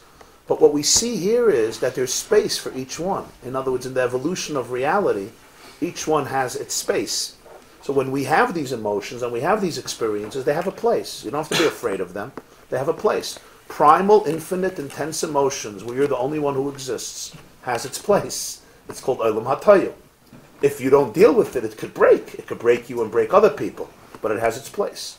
Olam HaKudim is actually the original source where there's absolutely no distinctions and no competitiveness. And yet, everything is there. Because what's nirgish is the Ein Sof. It's very, very meduyak, because you say you're supposed to really evolve from Olam HaTov for it, deal with it. A baby is the classic example of someone who's Olam HaTov, Yeah. because nothing exists in Yes, the baby. yes. His or her maturity Yeah. means moving beyond Yeah. that. In the baby's world, I am the only thing that exists. My mother's very Rezan Diyetra, her very Mitzias is here just to serve me. There's no such a thing, your baby wakes up 3 o'clock in the morning, after waking up 2 o'clock in the morning, after waking up 12 o'clock, and mommy turns to the baby and says, I love you so much. Mommy hasn't slept in 3 weeks. Give me another 45 minutes. Let me nap. And then I'll change your pamper, I'll nurse you, I'll play with you, I'll spend time with you, I'll talk to you. The baby looks at the mother and says, absolutely not. It's not negotiable. You're going to change my pamper now, you're going to hold me now, you're going to nurse me now, and if not, I will make your life miserable. And that's exactly what the baby does. It fulfills its pledge. It hollers and screams until you learn your lesson. That there's no negotiations. I am the king in this house, and everybody is here to serve me. Now, some of us actually never leave that paradigm. We just scream and shout in different ways, but essentially that's what we do throughout our life, right? And mommy says, but I work so hard for you, and I'm here. It doesn't make a difference. I am I. And as one guy once said, I think I told you, he once said that he always likes to wake up in the middle of the night to help his wife, but since there's a Xeris HaKosov that she should do it, so therefore he goes back to sleep, as the Pasuk says, Rabbi's machshavos belev ish. The man lies in bed and he has many thoughts to go and pick up the baby and give him a bottle. But Atzas Hashem, the way the Rebbeinu Shalom wanted it is, he suckle. She should stand up. She should rise and he should go back to sleep. So he says, Ma esel etzivui shal Rebbeinu Shalom. I can't rebel, I can't defy God's decree, God's edict. Okay. So this is the baby grows up, and this is the conception. This is the baby's paradigm. This is essentially an expression of Toyu. Your midos are fully extreme, and there's no room for anything else, anybody else. Part of maturity, part of growing up is that moichin come in. And what is moichin? Moichin is awareness. And the awareness of moichin basically tells the midos that you're entitled to your emotion, but you also have to create space and understand that there's somebody else who exists. And yes, you have your needs, but they also have their needs. And really, together you can create something much larger. Anyhow, and that's why it's not only you have to compromise, it's also in the compromise, you're enhanced. But that makes the midos weaker. And it's the weakness that allows the coexistence. Where in Akudim, it's not the weakness that allows the coexistence, it's actually the ultimate strength that allows the coexistence. The fact that it's aligned with its ultimate source that allows its coexistence. In other words, the fact that it's infinitely strong is what allows its coexistence. In Berudim, if you would translate that model into Berudim, you would lose it. Why? Because that's what Toyu is. Toyu is the attempt of translating the ultimate strength, but without the key, which is that you're all an expression of Ein Sof. So, really, as Akudim, as the Rebbeinu Shalom wanted to create a reality outside of Akudim, it was a transition from transcendence to identity, from Ayin to Yesh, right? From complete Bittul to Metzias, from non-existence to existence. Because in Akudim it's non-existence. What do I mean non-existence? It exists, but what is its definition of it? It's non-existence in our terms. It exists as an expression of Ein Sof, as endlessness. But when you want that evolution from transcendence into identity, now it takes time to develop a system here. So in Tohu, you grab onto identity, but you're still busy with infinity. So your identity is infinite. And in Tikkun, basically, what happens is the identity surrenders to the other identity because there's a feeling of Ein Sof, and that's the compromise that Tikkun creates. Which system is the system of Torah? There was once the previous Lubavitcher Rebbe, known as the Rebbe Rayatz, was in a train. He writes us, he was traveling in a train. This was in the early 1900s. And then the debates were very fierce. Young Jews would sit in the salons in Berlin, and the cafeterias in Paris, and in the cafeterias of Russia, and they would, whoever it was, whatever the Starbucks was, the Zarbucks, and they would debate the future of society. This was it. You know, everybody was busy saving the world. Today, you're looking for iPhone 7, but they were busy saving the world. Everybody was waxing eloquent about saving the world. You had, of course, Zionism was one way of saving the world. Socialism, and then in socialism you had the Bundisten, it was quite the Yiddishisten. It was very, very fragmented. Religion was mamish on the decline in a very serious way. In all the yeshivas in Europe, you had maybe a few thousand bacher. Probably 50% of Jewish society left Judaism in the late 1800s and 1900s. Between the world wars and before the First World War. It was a complete in terms of the Jewish future, the situation was beyond bleak. It wasn't a simple time. It was a time of tremendous upheavals and also tremendous bloodshed and suffering as well. Everything that people took for granted and security was shaken up to its essence. So he was on a train, and he hears a debate between Jews. What system of government is the Torah system of government?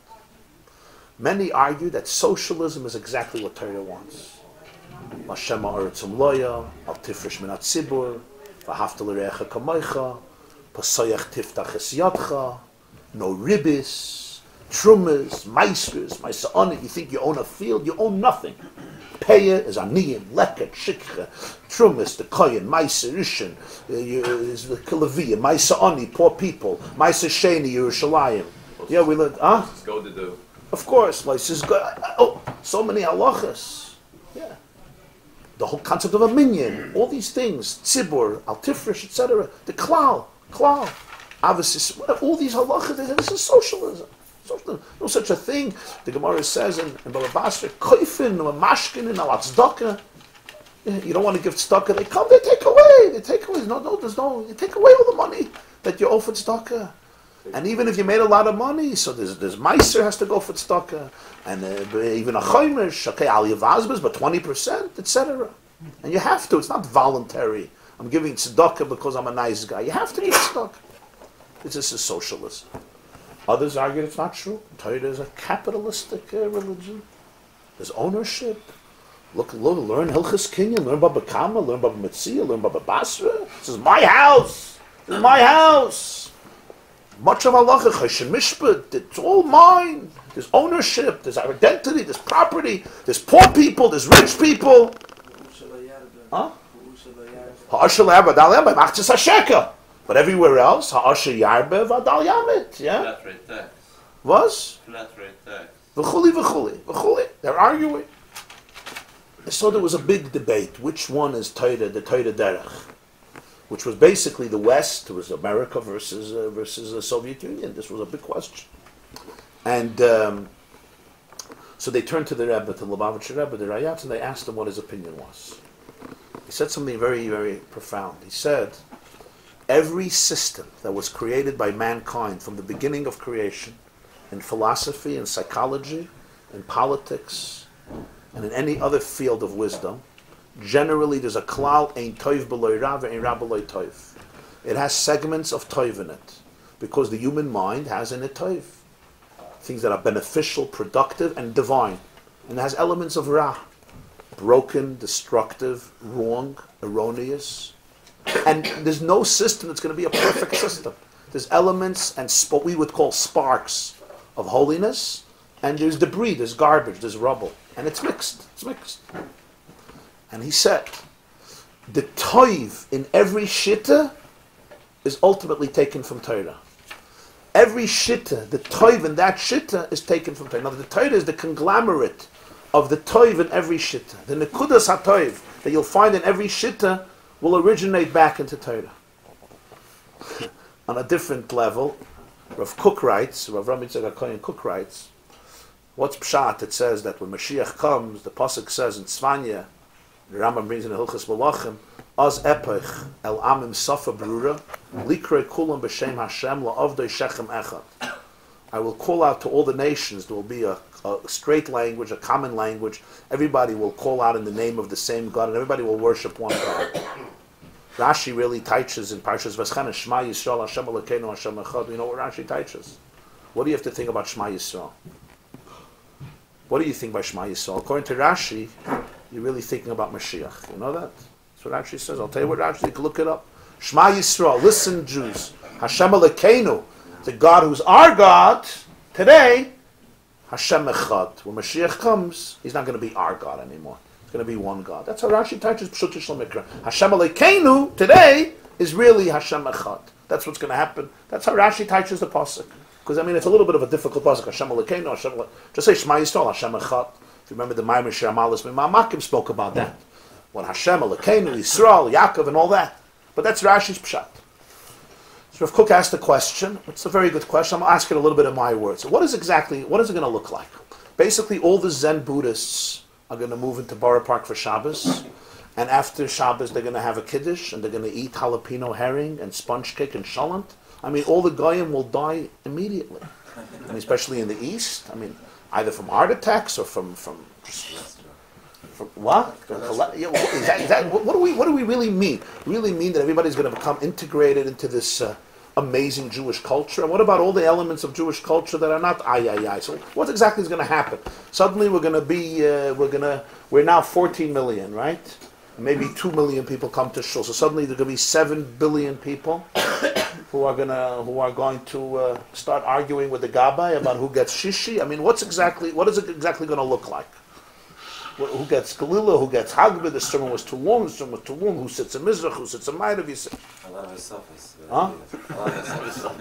etc. So he said a very powerful insight, which is really what the previous insight, he said as follows. He said every culture, almost every culture, every civilization, every nationality has a certain identity and a certain lifestyle. Ein toiv b'loi ra, ve'ein ra b'loi toiv. It has within a divine spark some things that are very beneficial, very meaningful, including religion. Take Christianity.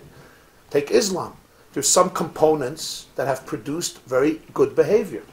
Christians, in the name of Christianity, have sometimes done and do a lot of good because of certain ideals that exist in that religion.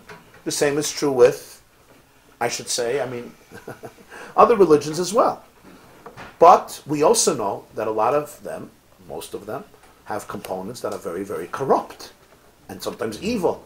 Christianity, in the name of Christianity, has murdered millions. Look what Islam today, fundamentalists, is doing in the name of Islam. It's all in the name of Islam. Yeah.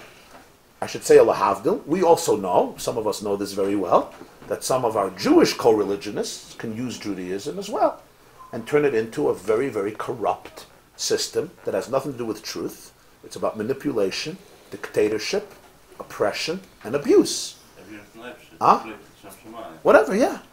And always the name of God is used. It's never about me. If it was about me, I could forgive you. But it's not about me. It's about Kvod Shamayim. And because Kvod Shamayim, I could murder you, I could murder your wife, I could murder your kids, I could embarrass you, I could throw you out, I can burn down your house, even if your kids are sleeping in the middle of the night. It's not a problem because I work for God.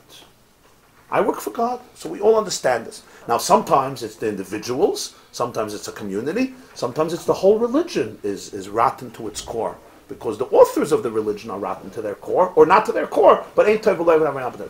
He said what's going to happen when Mashiach comes is the nekudas hatoiv that exists in every philosophy will emerge fully, and everybody will be able to identify the source of that toiv in Torah.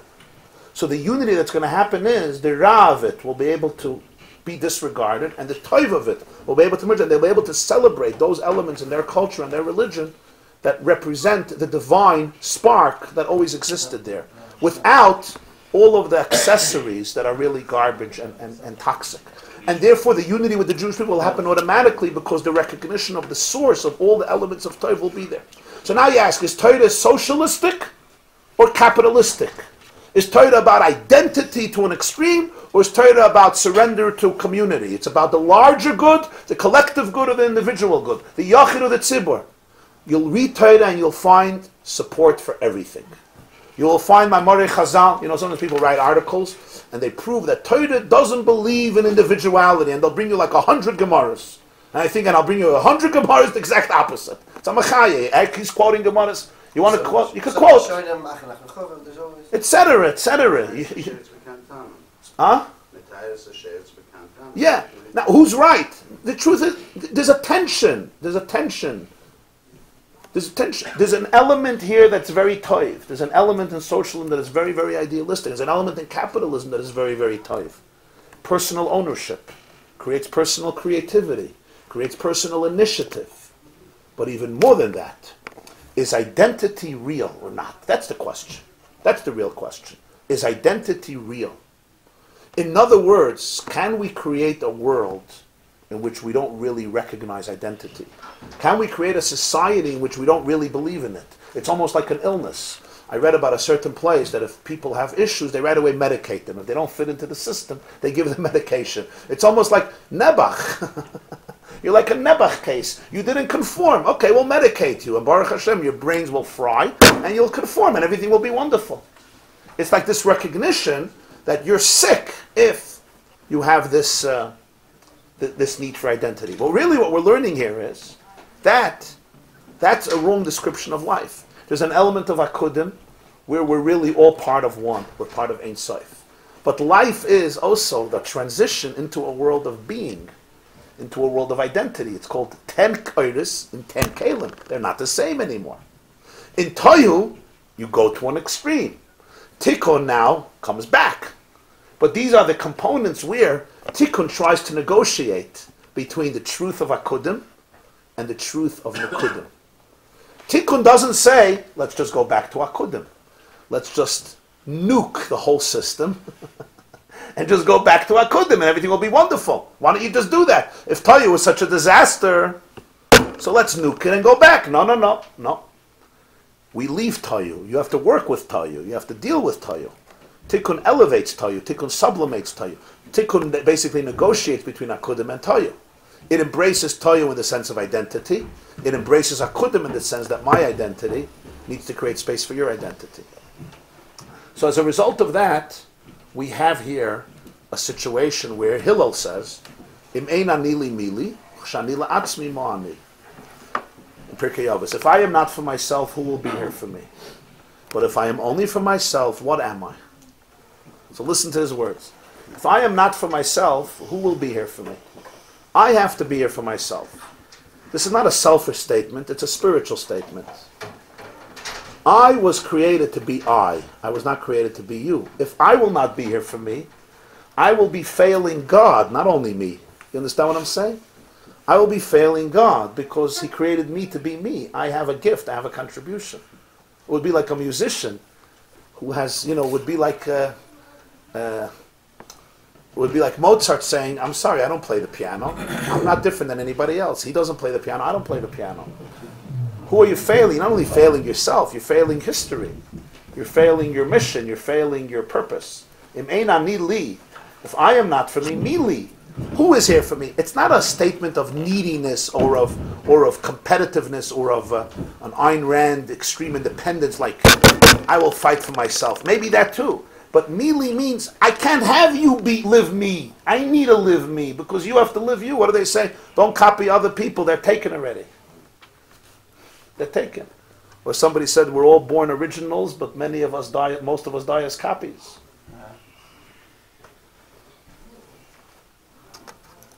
That's a cheerful conversation. Huh?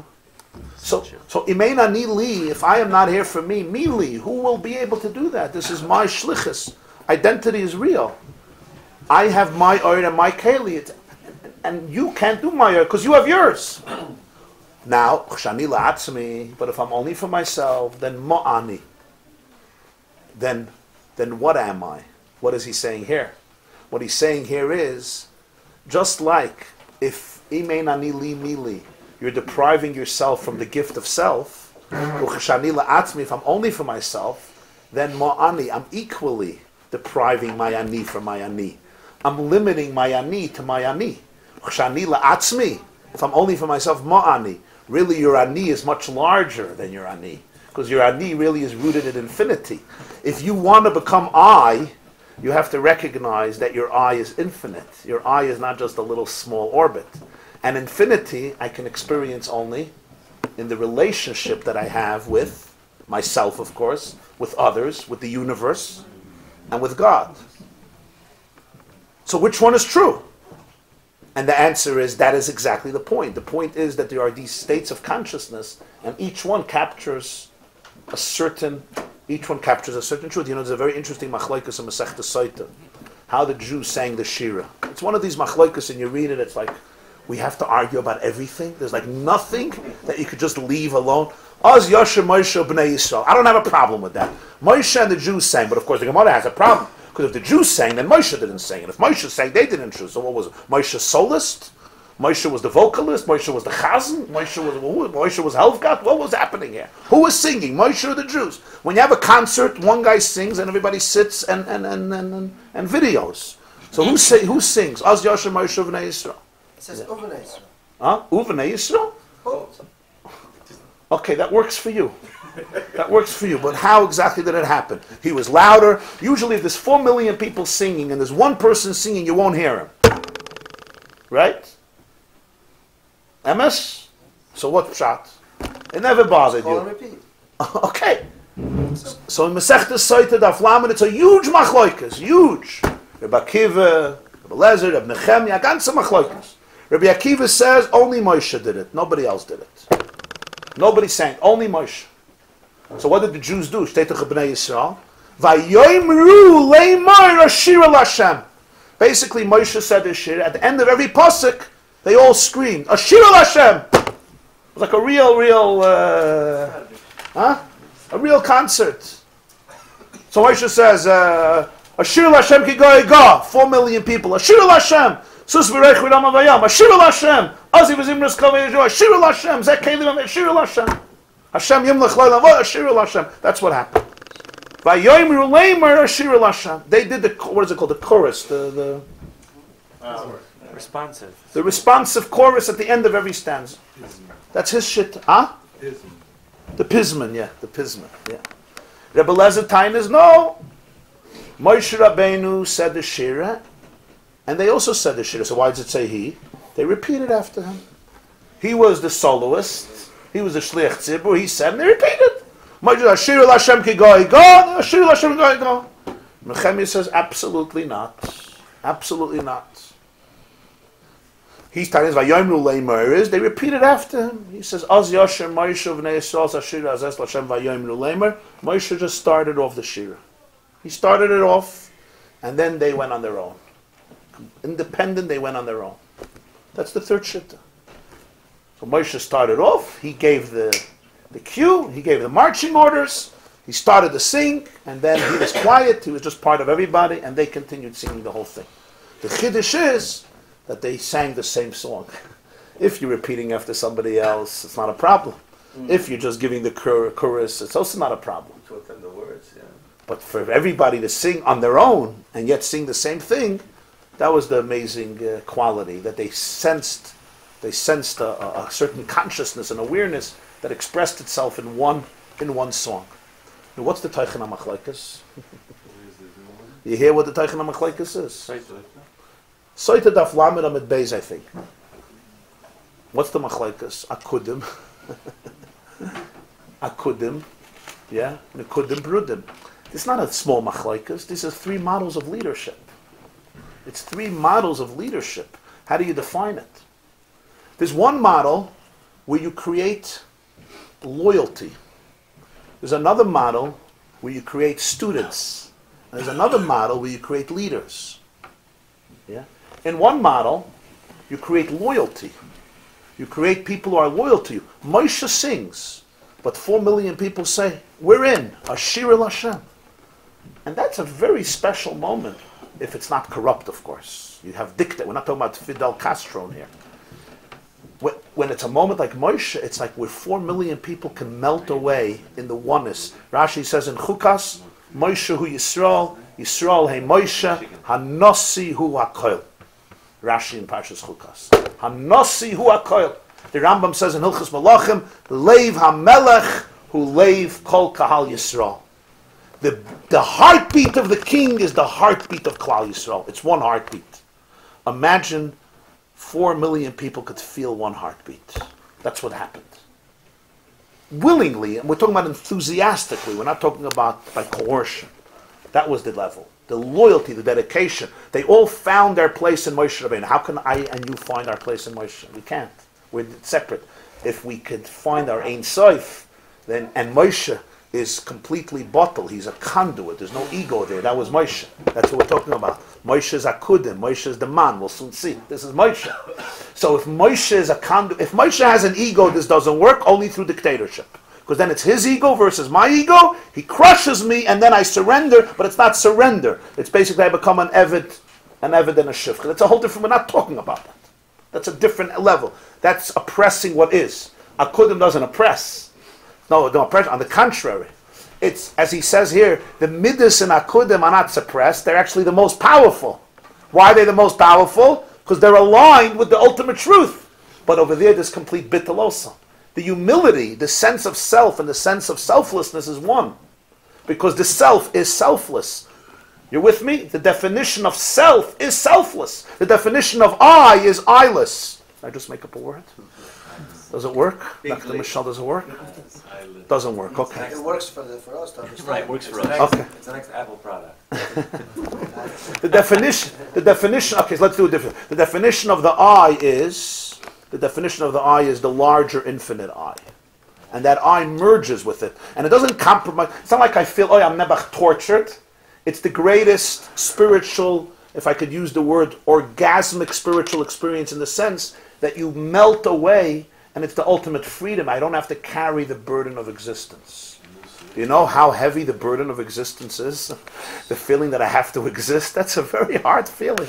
Does anybody have that feeling? You wake up in the morning, you say, I have to exist. And anybody who makes me feel I don't exist, I have to murder them. That's a very hard burden. Imagine you don't feel you have to exist. You just let God exist. You know how easy it is? Life is. When your wife criticizes you, it's like wonderful. Come on. You're talking to God. It's wonderful. It's fine. No, but I mean that concept, there's no burden of existence. There's no burden of self-consciousness. They melt away in Moshe. Why Moshe? Because Moshe is not Moshe. Right? Vayaminu b'Hashem. Moshe is not a Moshe. Moshe's Metzius is Kvad Pel, Kvad Loshen. Moshe is the conduit for infinity. That's the first shitta. That's Rabbi Akiva. Huh? Shlemusa de Kula. In Moshe, where Ein Sof was revealed, everybody could find their space and in a completely equal fashion. They could melt, their individuality melts in that Ashir al Hashem. Moshe sings, and they melted that Ashir al Hashem. Moshe is Hashem. Moshe is Oisis Hashem, yeah. Moshe is also Oisis Ma, Mem and Hey, which is V'nachnu Ma, complete bittul. Complete bittul.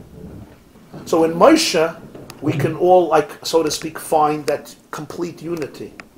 The second shitta says, that's not enough. You know why? Because we don't live in that space. People ultimately are going to go home for breakfast. The shir is going to, we're going to go home for breakfast. What happens when we go home for breakfast? You know, Woodstock and Yitzstock could be very nice, as long as you're 22 years old, and you're floating, and you're spiritual, and you're one. And then the yeshiva says you got to pay tuition, So you say, okay, let Akudim pay tuition, Let the Ein Sof pay tuition. What happens now? We don't live in that world. You live in the world of identity. So there's a second level of leadership, and that is you don't inspire loyalty, you create students. Moshe said the Shira, and they internalized it and repeated it. This doesn't mean they repeated it like a parrot, like in Cheder. Zagiber, Zagiber. They repeated it from their own space. In other words, Moshe infused them with his vision. Moshe infused them with his vision. So his shira becomes their shira. So these are not just people who surrender, they're people who maintain something. It goes inside of me. But I'm a student with a teacher. I'm a student who's receiving from a teacher. Then there's the deeper challenge. The deeper challenge is, That's not good. I'm doing a little bit of a free association. I'm not a perfect lumdus here. Just the concepts. Reb Nehemiah says, however, there's something deeper. There's a time in history when Moshe Rabbeinu is not there. There's a time that the Talmud can sit by his Rebbe and just listen and then absorb and take it home. There's a time that his master is not there. Moshe is not there forever. So what happens now? Reb Nehemiah says that the real leader doesn't create followers. He creates leaders. He creates people who are independent. The real leader is so successful that he creates people who don't need him. What do I mean they don't need him? Not that they really don't need him. They are connected to him mostly by being disconnected from him. His greatest tribute is that he's completely not here. And yet he is completely here. Because his presence is not through his presence is through their presence. You with me? That's why in the Haggadah, there's no name of Moshe in the whole Haggadah. And people say, why don't we recognize Moshe? Hakaris HaTov. The answer is the greatest recognition you can give to Moshe is by not recognizing him. That's his ultimate recognition. It's the greatest recognition you give. The Chidush Harim says, That's why no kaiva. huh? That's why you don't know The Gemara says about Bekama Daf Samach, Kol ha-moiser atzmoi al divrei Torah ein oimrim dvar Torah mishmoi. Somebody who sacrifices himself for divrei Torah, you will not mention his name. There's a whole sugya Baba Kama that David HaMelech sent shluchim to the Plishtim, to Sanhedrin, and it was a time of Mesiras Nefesh to find out a halacha. The halacha is, if I'm allowed to save my life by being mazik maman chaveira. We don't quote them because they had Mesiras Nefesh for Divrei Torah. What's pshat? Why, if you have Mesiras Nefesh for Torah, we don't quote you? So look at two perspectives: the Nitziv and the Chidush Harim. The Nitziv says, because you're ma'abed atzma l'das, you're not allowed to die for Torah. You are, you get punished. We don't say your name. The Nitziv, the Lashon Rosh Hashiva. Chidush Harim asks the same question. You know what his answer is? Kol hamoiser atzma al divrei Torah. You don't quote him because he became one with Torah. His very eye merged with Torah, so you don't quote him. There's no him. He is Torah. He's a shtik Torah because he's moiser atzma al divrei Torah. He says, where do you see that? In Parshas Va'ata Tetzaveh. In Parshas Va'ata Tetzaveh, Moshe's name is deleted. Why? So it says because Moshe told Hashem, Mecheni no mesifrecha. Erase me from the Sefer Torah. If you don't forgive the Jewish people, erase me from the Torah. Moshe at that moment was Moiser Atzmai for Divrei Torah and Moiser Atzmai for Klal Yisrael. So he says, there's no name, because he said at that moment Moshe became so one with God, there's no name. Till that point it was Tfilah LaMoshe Ish Helikim. And at that moment there's no Ish anymore. It's completely one. So the real Moshe you see when there's no Moshe. That's where you see Moshe. What Moshe accomplished is that the Jewish people have Moshe in their bones, in their kishkas. So even when he's not singing, Moshe gives the marching orders. Moshe says, Chevre, let's go. And they take the ball and they run. And who runs? They run. It's with the koyach of the Ein Sof of Moshe. But it becomes so much theirs, they're not even students anymore. They're leaders. They sing on their own. And yet they sing one song. Because here, within individuality, you recognize the Ein Sof. That's the deepest level. On one hand, I'm singing and you're singing, and we're not following anybody. But we're still singing the same song. Why? Because here you reach a state where you discover the great paradox. The great discovery is that when you go deep, deep, deep down into individuality, Tohu is really a little bit mistaken. Because Tohu believes that individuality and Ein Sof are essentially a paradox. So if I exist, you can't exist. You come to a deeper level and you realize that the ultimate I is Ein Sof. And when the ultimate I is Ein Sof, so I could be fully present and you could be fully present and we could sing the same song, but not by obliterating it. On the contrary. So this is where you, so to speak, recreate Akudim in a world of identity, because Akudim is not such a chiddush because it's before identity. Yeah. But in order to recreate Akudim, you have to have the tension of Tohu and Tikkun. Because if you only have Tikkun, then you weaken individuality. If you only have Tohu, individuality goes Meshuggah. In the tension between Tohu and Tikkun, the respect that Tohu creates for Tikkun, and the respect that Tikkun has for Tohu, they meet Akudim. You don't make fun of Tohu. You have to respect Tohu. You have to create space for it. There's something very real about it. Identity. Tohu has to create space for Tikkun. It has to be nis'ala through Tikkun. And that is unity, synthesis, compromise. The tension between the two, that's where Akudim is recaptured in the real world. Akudim is recaptured in the real world. Okay. You quoted Hillel, Rabbi Kiva also, Mr. V'haftal Re'echa Kamocha was Balchut for Ben Betura. Yeah. Chayacha Kaidman. Chayacha Kaidman. Like Hillel. Chayacha Kaidman. All animals are tohu.